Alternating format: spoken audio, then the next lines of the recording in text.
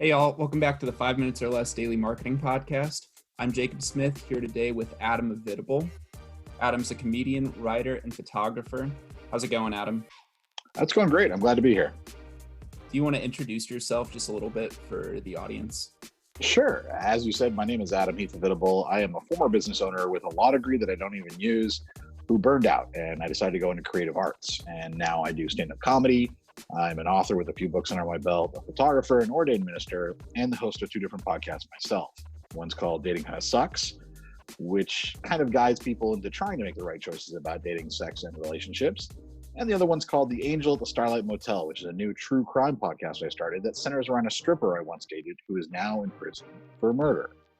And that sums up my life in a pretty good little shell right there. And yeah, I figured you'd be a great guinea pig for this different, Absolutely. Yeah, this new section, just because you've got such a wide array of experiences. And for all of you listening, we're going to be trying something a little different today. So we're going to be asking 7 questions in less than 5 minutes. Most of them are going to be pretty marketing focused, but we might throw in a couple surprise ones. So Adam, are you ready? No, I'm ready. Let's do it. Cool. So, question number 1, what's the biggest problem you see brands making with their content?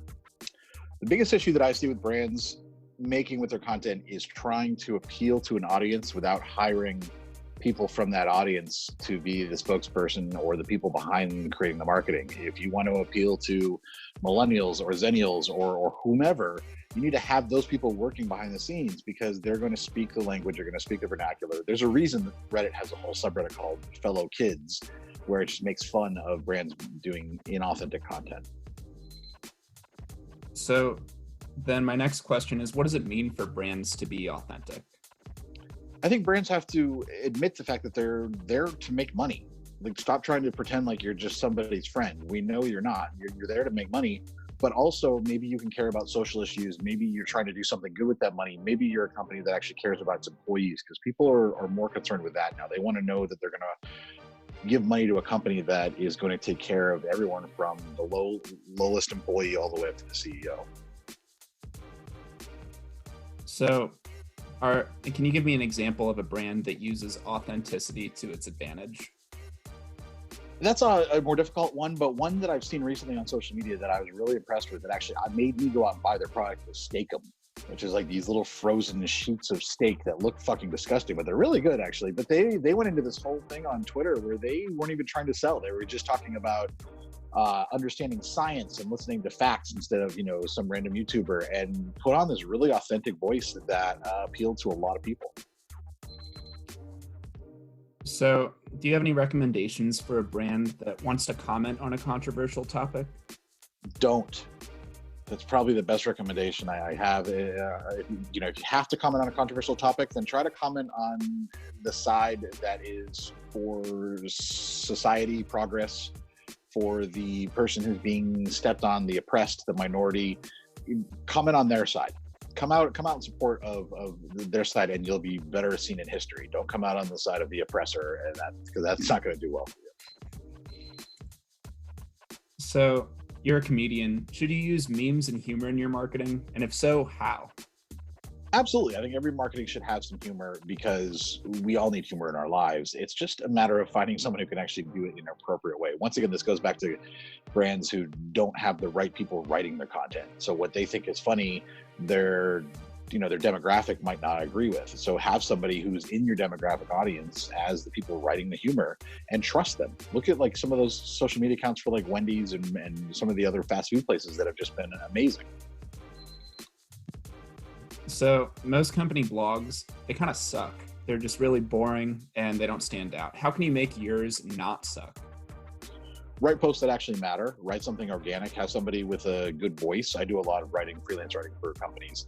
And you want to write something that actually people want to read. Make something entertaining. Have a little bit of controversy. Have a little bit of fantasy in there. Have something that's actually tells a little story, and isn't just we want these keywords in there, but something that actually can share, that someone's going to read and say, "Oh, this is really good," and share it with someone else. You want something that's going to resonate with their audience. And then last question. You're working on 2 podcasts right now. Should every business have a podcast? Fuck no. In fact, most people shouldn't have podcasts. Too many people already have podcasts. There's too many podcasts out there already. And there's so many podcasts that are only getting, I think the average podcast maybe has 100 listeners. And it's just too much. It's like everybody when they never started blogging. So no, I think businesses should only have a podcast if they have something of actual value or interest for their audience. So that's all the questions. I think you did awesome. Just like keeping them short and also dishing out some content. Do you have any sort of shameless plug that you want to share with our audience? Of course, yes. You can actually find all of my information. You can find the books I've written, the podcasts, even all the freelance work I do at avitable.com, and that is avitable.com. Great. Well, thanks so much for being on the show, Adam. We really appreciated having you and just trying out this new format. Yeah, thanks for having me, Jacob. All right, y'all. That's a wrap for today's episode. Thank you for sticking with us and tuning in. Real quick, if you liked today's episode, we'd love it if you sub to the podcast wherever you're listening to it, and leave us a review on Apple Podcasts. To get in touch with us and find more content, you can visit our website, which is nestled right there in the show notes. Have a great day, y'all. And as always, good luck and good marketing.